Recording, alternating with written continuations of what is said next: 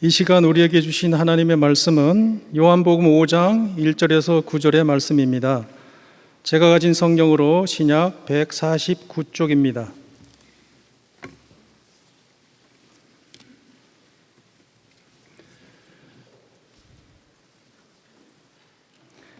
하나님의 말씀을 교독하겠습니다.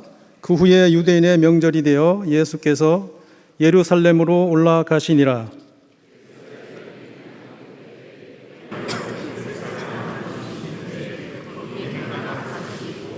그 안에 많은 병자, 맹인, 다리 저는 사람, 혈기 마른 사람들이 누워 물의 움직임을 기다리니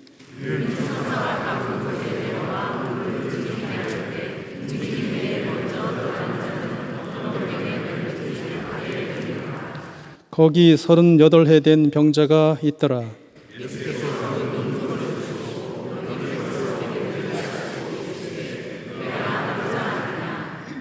병자가 대답하되 주여, 물이 움직일 때 나를 못에 넣어주는 사람이 없어 내가 가는 동안에 다른 사람이 먼저 내려가나이다.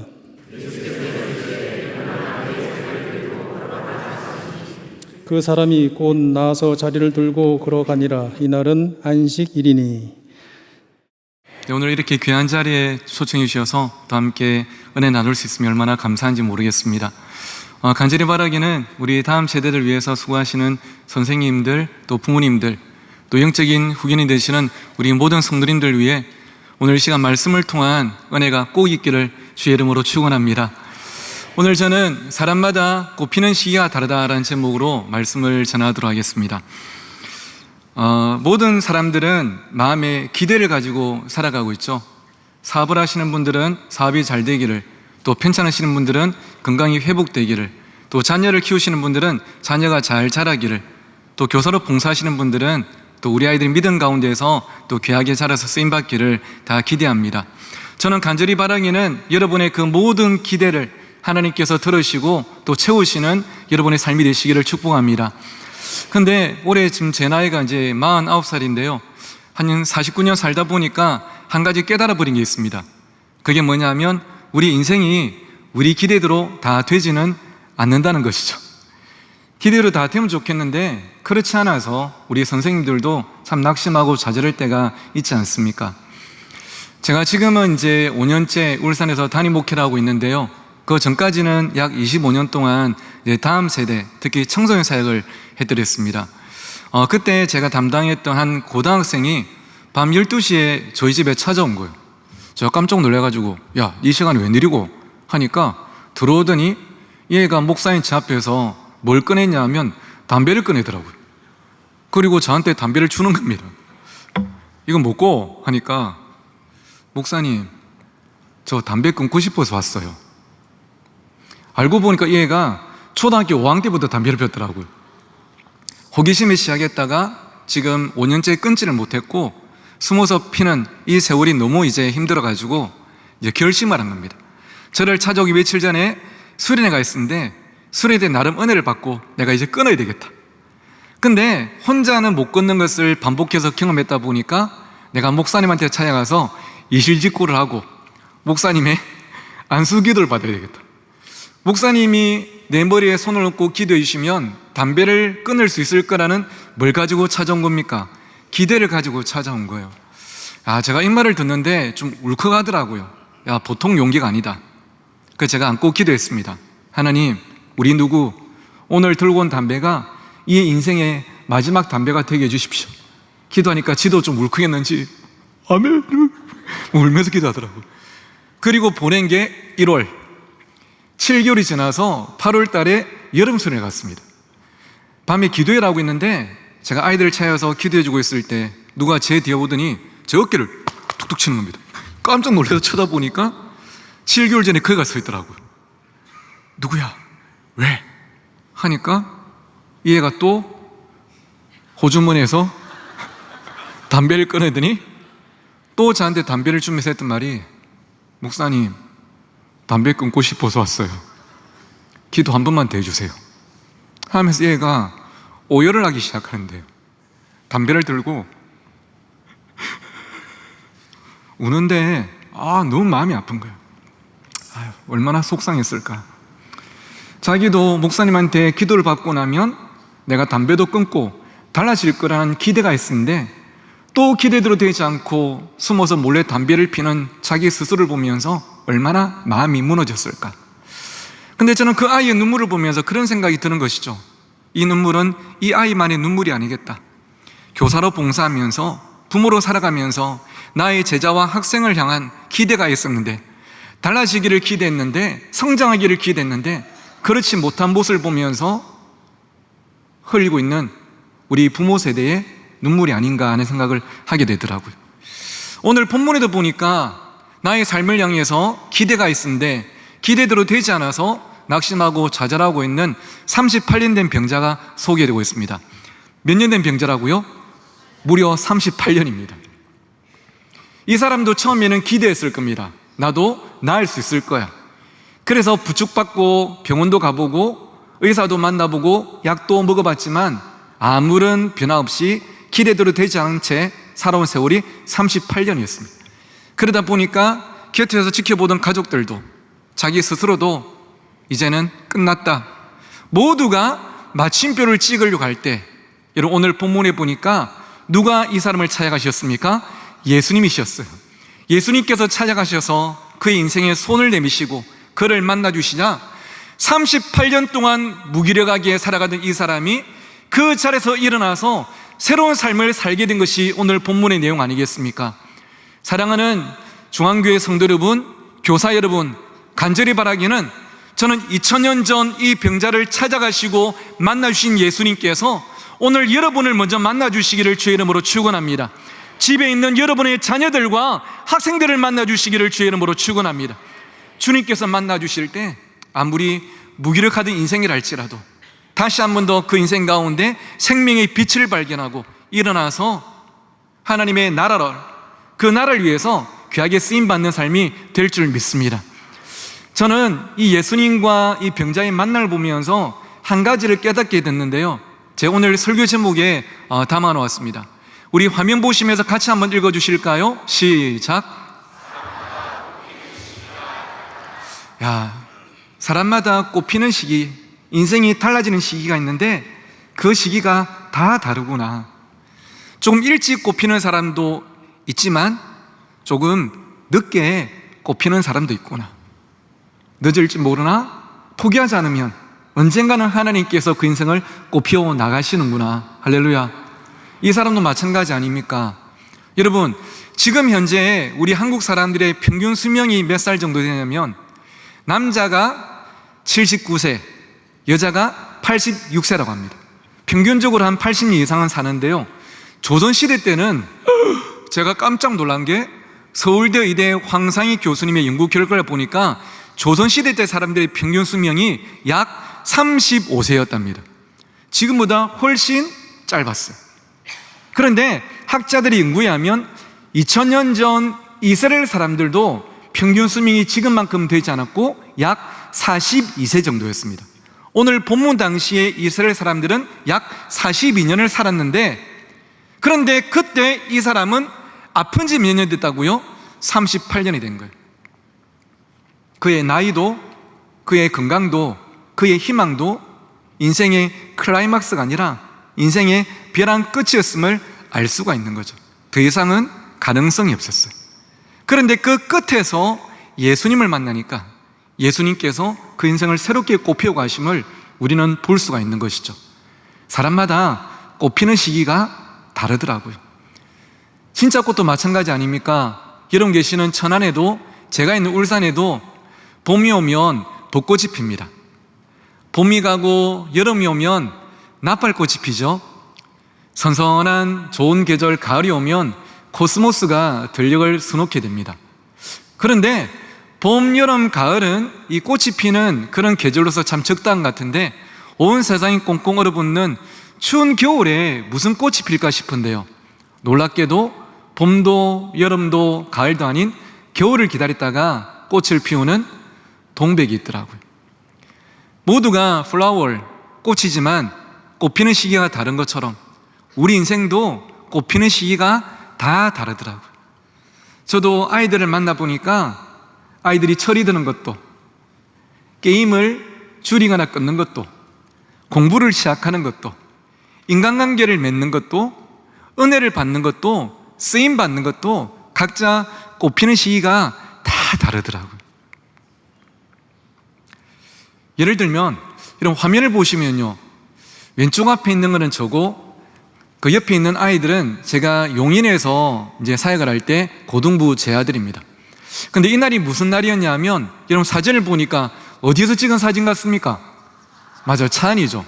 이날이 무슨 날이냐면, 제 옆에 앉아있는 승훈이가 만 18세 고3 나이가 되자마자 수능시험 준비에 돌입한 게 아니고요, 무슨 시험 준비를 시작했을까요? 운전면허 시험 준비를 시작했어요. 얘는 수능이고 뭐시고 운전이 빨리 하고 싶었대요. 그래서 만 18세가 되자마자 운전면허 시험을 쳐가지고 2번도 3번도 아니고 한 방에 면허증을 딴 거예요. 그리고는 면허증을 받자마자 그 다음날 토요일 날 집에 있는 엄마 차를 끌고 교회에 처음 왔던 날이었습니다. 제가 교육자실에서 설교 준비하고 있는데 전화가 왔더라고요. 자기가 교회 주차장에 있으니까 빨리 나오랍니다. 가니까 창문을 열어주더니 옆에 앉아라 하더라고요. 제가 앉으니까 작년에 받은 면허증도 아니고 어제 받은 면허증을 보여주면서, 이렇게 기쁘고 감사한 날에 우리가 그냥 어떻게 있을 수가 있냐, 내가 운전할 테니까 용인을 한 바퀴 돌자 하더라고요. 진짜 돌겠더라고요. 무서워서 못 가겠대. 그 차영팀 애들 연습하고 있는데, 야, 밥 살게, 같이 가주라 해가지고 벌벌 떨면서 용인을 에버랜드까지 1시간 동안 한 바퀴 돌았던 날이었습니다.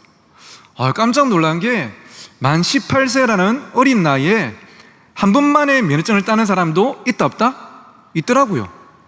근데 반면에 또 어떤 분이 계시냐면, 혹시 여러분 그 뉴스에서 이 할머니 한번 보신 적 있으십니까? 전라도 완주에 살고 계시는 차사순이라는 할머니인데, 이분이 전국적으로 유명한 분이십니다. 왜 유명하냐면, 이분이 운전면허증을 따셨어요. 근데 시험을 몇 번 쳐가지고 합격하셨냐면, 연세도 70대 중반에 몇 번 만에 합격하셨냐? 무려 960번 만에 합격을 하셨어요. 운전면허 시험을 960번을 치신 거예요. 대단하지 않습니까? 처음에 도전할 때는 집에 있는 초등학생 손주 아침에 등교할 때 내가 운전해서 태워주고 싶은 이 할머니만의 낭만으로 시작했는데 960번. 시험 칠 동안 손주는 학교 졸업해보고 몇 년 동안 이 시험만 치신 거예요. 근데 여러분, 아까 만 18세에 한 방에 면허를 딴 학생이 이 할머니한테, 할매, 딴 것도 아니고 이 면허증 정도는 저처럼 10대 때 한 번만에 따야 되는 거 아니에요? 하면서 깐죽거릴 수 있을까요? 아니더라고요. 이분이 70대 중반에 960번 만에 면허증을 땄다는 소식이 전해지자마자, 여러분 잘 아시는 한국의 기아 자동차에서 이분한테 축하한다고 소울이라는 자동차를 선물해 드렸고요, 이분이 현대자동차 그룹의 TV 광고도 찍으셨습니다. 근데 더 놀라운 거는 한국만 이분한테 주목한 게 아니라, 이분이 어디도 나오셨냐면 미국의 타임즈에도 나오셨고요, 뉴욕 타임즈에도 나오셨고, 시카고 트리뷴에도 나오셨고, 러시아 신문에도 나오셨더라고요. 전 세계가 전라도 완주에 살고 계시는 한 할머니한테 주목한 거예요. 왜일까요? 70대 중반에 960번 만에 면허증을 땄기 때문에, 물론 그것도 있겠지만 이분이 당신의 삶을 통해서 우리에게 던져주는 하나의 메시지가 있기 때문 아니겠습니까? 야, 70대 중반 960번 포기할 줄 알았는데, 끝날 줄 알았는데 끝까지 포기하지 않고 꽃피운 당신이 아름답다고 인정해 주는 것 아니겠습니까? 근데 여러분, 면허증 같은 자격증 뿐일까요? 아니더라고요. 아까도 말씀드린 것처럼 사람은 하나님께서 꽃피우시는 시기가 다 다를 뿐입니다. 하나님의 때가 있는, 제가 개인적으로 참 사랑하는 말씀인데요, 우리 화면 보시면서 같이 한번 읽어주실까요? 시작.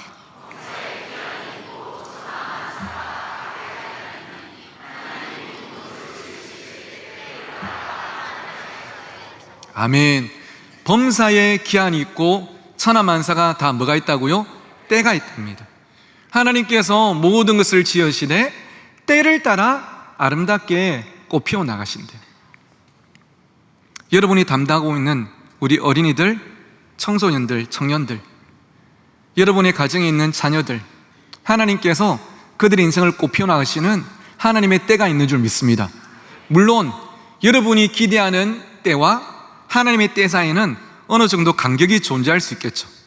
이 시간을 우리가 기다린다는 게 사실 좀처럼 쉽지가 않아요. 저도 청소년 사역을 평생 했지만 지금 집에 있는 중학교 2학년 청소년 딸을 키우면서 참 하나님의 때와 저희 때 사이에 이 간격이 참 쉽지 않을 때가 있습니다. 얼마 전에 제 딸이 와서 저한테 그러더라고요. 아빠, 나 중고등부 제자훈련 안 할 거야. 담임 목사 딸이 제자훈련을 안 한답니다. 딴 애들 다 하는데 제 마음처럼 쉽게 되지는 않는 것 같습니다. 하지만 우리 아이들을 향한 하나님의 때가 있는 줄 믿습니다. 그렇기 때문에 선생님 여러분, 부모님 여러분, 할아버지, 할머니 여러분, 우리의 다음 세대를 향한 우리의 사랑 가운데 오늘 이 말씀을 믿는다면 꼭 우리가 기억해야 될 사랑이 세 글자로 한번 따라해 주시겠습니까? 기다림. 저는 기다림이란 이름의 사랑인 줄 믿습니다. 하나님께서 그 아이들을 만나주시고 꽃피워 주실 때까지 내가 먼저 포기하지 않고 끝까지 기다리며 기도하는 그 사랑이 우리 아이들을 하나님을 만나게 하고 꽃피게 하는 것이죠. 혹시 여러분은 화면에 있는 게 뭔지 아시겠습니까? 성적표. 아마 요즘 학생들은 이 구경도 못했을 성적표인데 저는 초등학교 세대가 아니고 국민학교 세대인데요. 물론 앞에 있는 거는 제 성적표는 아니니까 너무 여러분 큐티하듯이 자세히 안 보셔도 괜찮습니다. 근데 오늘 이 자리에 계시는 우리 성도님들은 이제 소시적에 다 이 성적표 받으셨죠. 그때는 1등급, 2등급이 아니고 수미양가로 성적을 매겼습니다. 근데 얼마 전에 제가 어떤 아티클을 보니까 이 수미양가 글자마다 한자의 뜻이 있더라고요. 숫자가 무슨 뜻인가, 어떤 글자인가 보니까 맞습니다. 빼어날 수를 씁니다. 사실 90점 이상 만점이면 빼어난 성적이죠. 칭찬받을 만한 성적이에요. 우자가 무슨 우자인가 보니까 넉넉할 우를 쓰더라고요. 80점 정도 이상이면 또 넉넉한 성적이죠. 그런데 수미양가 5개 중에 세 번째 있는 뭔가 어중간하고 애매한 포지션인 미가 무슨 미자인가 보니까 아름다울 미를 쓰더라고요. 중간밖에 안 되는데 아름답다 말합니다. 여기서부터 제가 조금 감정이 흔들리기 시작했습니다. 양이 무슨 양자인가 보니까 좋을 양자를 쓰더라고요. 제 생각에는 그렇게 좋은 성적은 아닌 것 같은데 좋을 양자를 씁니다. 근데 제가 가장 울컥했던 게 가짜 있는데요. 솔직히 여러분, 이 가봐도 오면 이건 낙자 아닙니까? 내일이 없는 성적이에요. 불가능한 성적이죠. 근데 가짜가 무슨 가짜인가 보니까 가능할까를 쓰더라고요. 불가능할 것 같은데 가능하다 말합니다. 저는 이것이 오늘 우리를 향한 주님의 마음인 줄 믿습니다. 때로는 나 자신을 바라볼 때 나 같은 사람이 어떻게 교사로 섬길 수 있을까 불가능하다 생각되고, 어떻게 이 아이들이 자라서 하나님께 쓰임받을 수 있을까 불가능하다 싶지만, 하지만 하나님은 아니다, 사람마다 꽃피는 시기가 다를 뿐이다, 가능하다 말씀하십니다. 저 역시도 이 가능할 가를 보면서 울컥했던 것은 저희 삶을 돌아보니 제가 어릴 때 저희 인생 자체가 가중의 가였기 때문입니다. 사실 저는 여러분 믿으실지 모르겠지만 초등학교 이제 6년 동안 성적표에 올수를 놓친 적이 한 번도 없었습니다. 매 학기마다 올수를 받았고 그 성적으로 학기마다 반장을 했고 마산 북승초등학교를 정규 학생회장으로 졸업을 했습니다. 이 정도 성적 받아오니까 부모님이 좀 기대를 하시더라고요. 야, 이마 이거 뭔가 되겠다. 그런데 그 기대가 날개없이 추락하는데 1년이 채 걸리지 않았습니다. 중학교 1학년 입학에서도 또 1등을 받을 줄 알았는데 1학년 2학기 기말고사 때 제 성적표가 창신중학교 1학년 9반 53명 중에 51등이었습니다. 더 놀라운 것은 뒤에 2명은 씨름부 아이들이었습니다. 친구들 환경 탓을 하고 싶은 것은 아닙니다. 하지만 중학교 1학년 입학하면서 갑자기 시작된 이 방황이 밑바닥을 치게 만들었고, 그때 게임 중독, 도벽 중독, 성인물 중독에 빠져서 내일이 없던 저의 삶. 그래서 어머니께서 1학년 2학기가 마치고 겨울 방학한 날 제 손을 꼭 잡고 제가 도망칠까봐 마산시 해운동에 있는 정신병원에 가셨던 날이 지금도 기억이 납니다. 답이 없으니까. 근데 차마 접수를 못 하시고, 그때는 그런 거 있었잖아요. 이 정신병원에 진료받고 나면 흔적 남는다, 이 앞길 막는다 생각하셨던지 펜으로 적으려고 하시다가 가자 하시면서 제 손을 잡고 집에 올 때까지 40분을 펑펑 우셨던 어머니. 그 다음날 아침에 아버지께서 저를 교회에 보내셨습니다. 근데 저희 집은 교회 다니는 사람이 아무도 없었습니다. 대대로 귀신 섬기는 집안이었고요, 1년에 제사가 14개고 저희 집안에 붙어있는 부적이 10개, 8개에 할머니 몸빼 바지 안에 베개 안에까지 있던 부적까지 하면 다 10개였습니다. 그냥 조금만 일이 생겨도 아프셔도 구설했습니다. 그런 집안의 장손인 아버지가 장손인 아들을 교회에 보내셨습니다. 답이 없었으니까. 집 앞에 있는 서마산 교회에 갔는데요, 아버지가 보내셔서 온 줄 알았고, 집 앞에 있는 교회 2개 중에 지금 돌아보니까 참 다행인 게 나무장교 교회가 구원파 교회였습니다. 그에 갔으면 제가 시급할 뻔했는데, 고신교단 서마산 교회 가가지고 여기서부터 다녀서 제가 지금 고신교단 목사가 된 줄 알았는데, 성경에 보니까 너희가 나를 택한 것이 아니요 내가 너희를 택하여 세웠나니. 하나님께서 저를 부르셨고 처음 참석했던 수련회에서 말씀으로 찾아오셔서 저를 만나 주셨습니다. 저희 손을 붙잡고 울어주시는 선생님들의 눈물을 보면서, 예수님이 나를 위해 죽으셨다는 설교를 들으면서 참 가치 없고 내일 없는 나였는데 이런 나도 예수님 만나면 달라질 수 있을까? 그 지푸라기 붙잡고 시작했던 신앙생활. 끝난 줄 알았는데 사람마다 꼽히는 시기가 다르더라고요. 수련회 때 남들이 있을 때는 기도하기가 부끄러워서 다른 친구들 다 자러 올라간 뒤에 서마산교회 본당 제 앞에 와서 하나님께 드렸던 기도, 하나님, 저 같은 아이도 하나님께서 써주실 수 있으면 저 목사님 시켜주세요. 제가 목사님들 설교를 듣고 예수님을 만나고 중독적인 습관도 끊고 공부도 시작하고 인생이 달라진 것처럼 저도 누군가에게 복음을 전하는 목사님 되고 싶어요. 그때 그 기도가 30여 년 지난 지금 저의 매일의 일상이 되어서 오늘 오전에는 사랑하는 울산 신정교회 성도들에게 목사로서 말씀을 전하고, 또 오늘은 이렇게 귀한 교회에서 목사로서 말씀을 전할 수 있음이 물이 포도주가 된 것보다 더 놀라운 하나님의 은혜임을, 기적임을 고백하지 않을 수가 없는 것이죠. 사람마다 꼽히는 시기가 다르더라고요. 주님을 만날 때, 주님께서 그 인생을 터치하실 때 인생의 꽃이 피고 아름다운 열매가 맺히고 하나님 나를 위해서 귀하게 쓰임받게 될 줄 믿습니다. 결국은 여러분이 가르치시는 예수 그리스도, 그 이름이 우리 아이들의 인생의 해답인 줄 믿습니다. 세상은 너 저 학교 가면 성공한다, 너 그 직장에 가면 성공한다 말하지만 성경은 아니다 말씀하십니다. 그것이 성공이 아니라 예수 그리스도를 만나는 것이 우리 인생의 최고의 성공이며 우리 인생의 해답임을 성경이 말하고 있죠.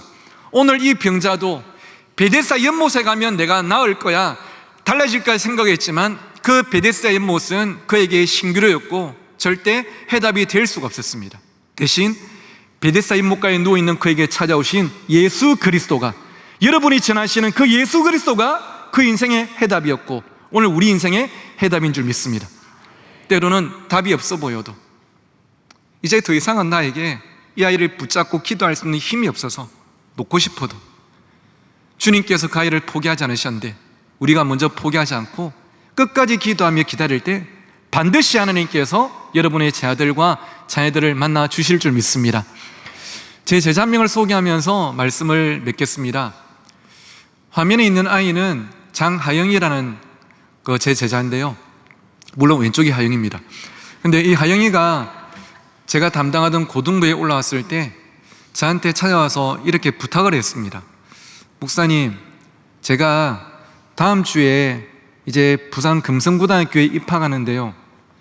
사실은 제가 중학교 3년 동안 학교에서 아이들한테 워낙 괴롭힘을 많이 당했다 보니까 이야기 들어보니까 정말 힘들었겠더라고요.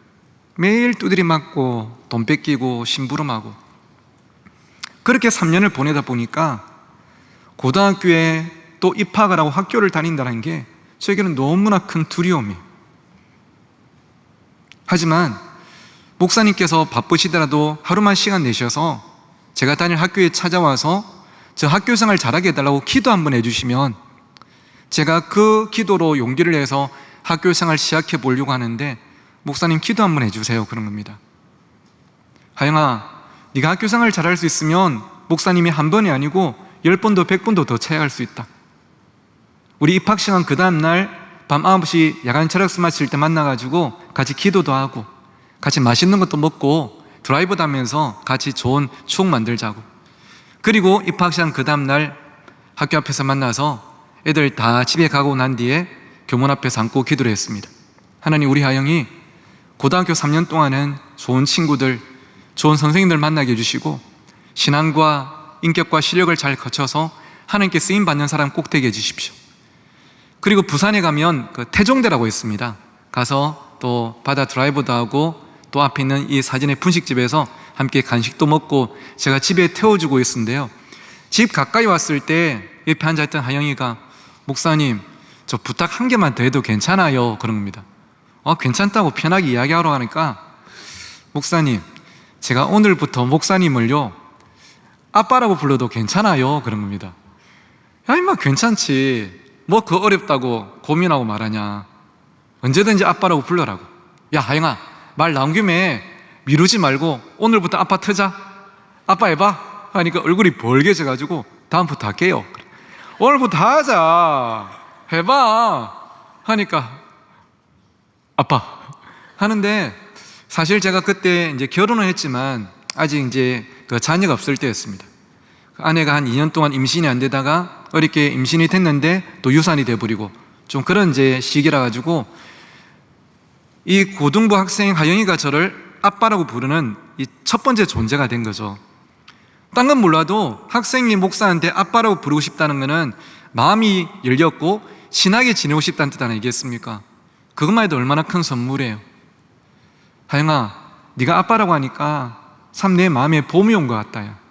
내 마음이 참 따뜻하다. 언제든지 아빠라고 불러라. 근데 내가 걱정되는 게 딱 하나가 있는데, 네가 지금 집에 들어가면 진짜 아빠가 계실 건데 네가 괜히 밖에서 딴 사람한테 아빠라고 부르는 거 아시면 좀 기분 나빠 안 하실까? 나 같으면 기분 나쁠 것 같은데 괜찮을까? 하니까 하는 말이, 목사님, 그거는 걱정 안 하셔도 괜찮아요. 저 지금 집에 가도 아빠 안 계시니까 그런 걱정은 안 하셔도 괜찮아요, 그런 겁니다. 그래서 제가 물어봤죠. 아빠 어디 가셨어? 하니까 하영이가 한 5분 동안 말 한마디 없이 고개를 푹 숙이고 가만히 앉아 있더라고요. 말을 할까 말까 고민했답니다. 그리고 처음으로 자기 이야기를 제게 들려줬는데요. 10년 전 하영이가 7살 때 안타깝게도 부모님 두 분이 이혼을 하시면서, 이혼을 하시더라도 두 아들을 한 분이 키우시든지 한 분이 한 명씩 키우시든지 하는 게 당연한 것인데, 어떻게 된 일인지 이 두 분이 두 아들을 그냥 버려버린 것입니다. 그리고 연락과 관계를 끊어버리셨어요. 전라도에 살고 계시는 연세가 90 다 돼가는 할머니가 뒤늦게 이 소식을 들으시고 내 손주들 고아 만들겠다 싶어서 부산에 넘어와서 부산의 안창마을이라는 저 산 중턱에 있는 판자촌에서 이 두 손주를 지난 10년 동안 키워오신 겁니다. 그래서 지난 10년 동안 학교 마치고 집에 가면 아빠라고 부를 존재가 단 하루도 없었던 거죠. 그런데 고등부를 와서 저랑 친해지면서 목사님을 내가 평소에 아빠라고 부를 수 있으면 좋겠다. 그래서 오늘 용기를 내서 이야기를 했다는 겁니다. 얼마나 마음이 아픈지 차 안에서 하영이를 안고 둘이서 한참 동안 울었습니다. 그리고 제가 차 안에서 손가락을 걸고 약속을 하나 했어요. 하영아, 내가 오늘부터 네 아빠 노릇 한번 해볼게. 내가 니를 직접 낳지는 않았지만 아빠 흉내라도 내면서 내가 네 공부 뒷바라지하고 신앙 키워하면서 내가 아빠 노릇 한번 해볼게. 그리고 집에 가보니까 얼마나 가난한지, 그 지역 자체가 뭐 다 그랬지만 특별히 하영이의 집이 이 복지의 사각지대다 보니까 어느 정도 가난했냐면, 제가 하영이가 고등부 3년 있는 동안 마트에서 쌀을 30kg짜리 20kg짜리 사가지고 제 차에 싣고 하영이 집에 갖다 준 게 한두 번이 아니었고요. 왜냐하면 누가 도와주지 않으면 쌀이 떨어질 때가 종종 있었어요. 비현실적이지 않습니까? 여러분 같은 권사님, 집사님들께 부탁드려서 김치나 반찬을 만들어주지 않으면 냉장고에 반찬이 떨어질 때가 종종 있었습니다. 여러분 생각해 보십시오. 어릴 때부터 부모에게 버림을 받고 가난의 악순환 속에서 얼마나 그 매일이 고통스러웠겠습니까? 솔직히 죽고 싶다는 생각도 종종 했답니다. 그런데 다행히 중학생 때 친구 성현의 전도로 교회를 다니게 되었고요. 교회에서 좋은 선생님들을 만나고 좋은 친구들을 만나면서 사랑을 받게 되었어요. 그러면서 교회가 하영이에게는 좋은 곳, 가고 싶은 곳이 되었습니다.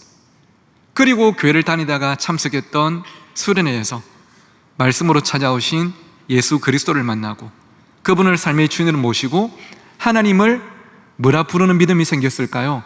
아버지라 부르는 믿음이 생겼습니다.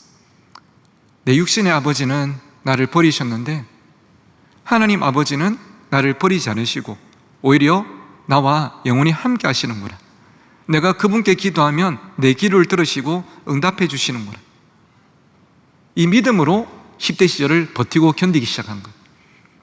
할머니가 연세가 많으시고 편찮으셔서 몇 달 병원에 입원하시면 이 형제 둘이 어디 갈 데가 없고 또 둘만 있을 수가 없으니까 저희 집에 데리고 와서 몇 달 동안 함께 살기도 하고, 그때 저희 집도 8평짜리 이제 방이 따로 없는 원룸 아파트다 보니까 밤에 잘 때는 제 아내가 먼저 기준하고 눕고 나면 옆에 제가 눕고 옆에 아영이 눕고 그 옆에 요셉이 눕고 함께 잤다가 아침 학교 태워주고 또 밤에 집에 태워오고, 저도 뭐 오늘 같은 이런 설교나 강의를 통해서 재정이 조금 모이면 이제 영어 수학 학원에 또 이제 등록시켜 보내고 또 책도 사주고, 아빠는 아니지만 아빠 흉내를 내려고 함께 애를 썼습니다. 그러다가 하영이가 고3 때 3월 달에 개학을 앞두고 겨울 수련회가 있었거든요. 2월 말에 수련회를 마치자마자 저한테 찾아와서 이렇게 말을 했습니다. 아버지, 제가 드디어 꿈이란 게 생겼어요. 꿈도 생겼고요, 이 꿈을 이루고 쓰임받기 위해서 가야 될 대학도 제가 정했어요. 그럽니다. 제가 꿈을 가지라 말할 때마다 저 같은 게 무슨 꿈을 꿔요, 이 말이 참 마음 아팠는데 꿈이 생겼단 말이 얼마나 반가운지. 하영아 잘했다, 무슨 꿈이고 어떤 대학 가고 싶노 하니까, 여러분 천안 애들도 그렇겠지만 부산 애들도 1차 목표는 인서울 아니겠습니까? 저 서울에 있는 무슨 대학 갈 거예요 말할 줄 알았더니 생각지도 못한 대답을 하더라고요. 아버지, 저 올 한해 열심히 준비해가지고요 내년에 육군사관학교 육사 갈 거예요 그럽니다. 그거 제가 좀 당황스러워가지고 어색하게 웃으면서 말을 했습니다. 하영아, 육사가 좋은 학교인 거는 나도 안다. 근데 육사를 졸업하면 대부분이 평생 군대에 살더라. 나는 군대를 2년 2개월 살았는데도 죽을 것 같더라. 근데 니는 왜 군대에 평생 살려고 하는데? 내 생각에는 이번에 하영이 네가 수련회 때 은혜를 좀 잘못 받은 것 같다. 가서 다시 기도해봐라 하니까 절대 안 된대요. 수련회 때 제 설교를 듣고 꿈이 생겼는데 그 꿈대로 쓰임받기 위해서는 딴 대학보다는 육사 가는 게 맞대요. 제가 기가 차가지고 야, 무슨 꿈인데? 하니까 저한테 되묻는 게, 아니 아버지, 이틀 전에 하셨던 설교 제목 기억 안 나요? 하는데 갑자기 기억이 안 나더라고요. 내가 무슨 설교했는데? 하니까 그럴 줄 알았다면서. 아버지 수련회 때 비더스타 설교했잖아요. 비더스타. 제가 생각이 났는데, 제가 했던 설교 제목이 제가 좀 있어 보이려고 영어로 만든 설교 제목이 비더스타, 한글로 풀면 별이 되라 라는 설교를 했습니다. 별이 되라. 다니엘서에 보면 많은 사람을 옳은 대로 인도한 자는 하늘의 별과 같이 영원토록 빛나리라. 이 말씀을 가지고 제가 아이들에게, 얘들아 별이 되라.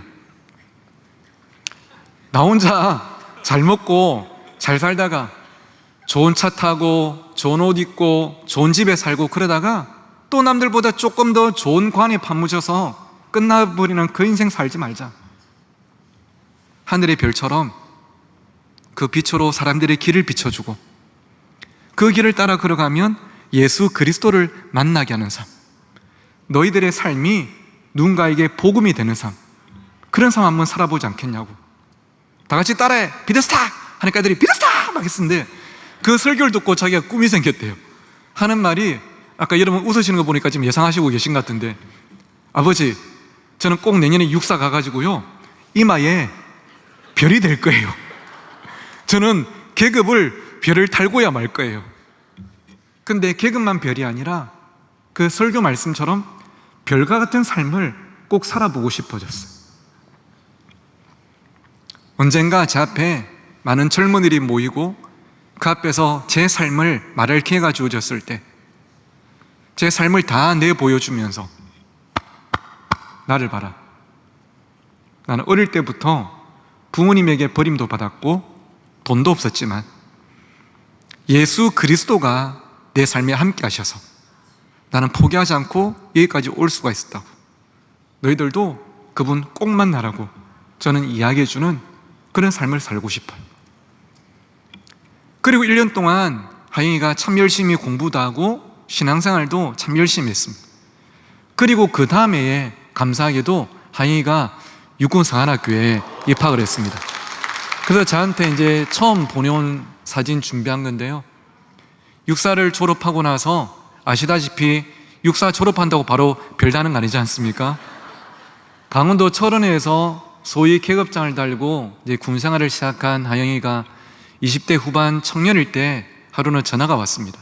아버지, 저 축하해 주세요 하길래 야, 좋은 일 있나 하니까 아버지, 저 장가가요 그러는 겁니다. 중학생, 고등학생이 된 제 아들이 청년이 되어서 목사님, 저 결혼합니다. 주례해 주십시오. 목사님, 저 취업했습니다. 목사님, 저 목사 안수 받습니다. 이제 목사님하고 같은 급입니다. 막 이런 연락들이 많이 오긴 하지만 하영이의 저 장가가요 이 소식이 더 반가웠던 이유는 하영이가 청소년 때 자주 했던 말 때문이었어요. 누가 물어보지도 않았는데 이 말을 자주 먼저 했습니다. 저는 아빠 안 될 거예요. 저는 결혼 안 할 거예요.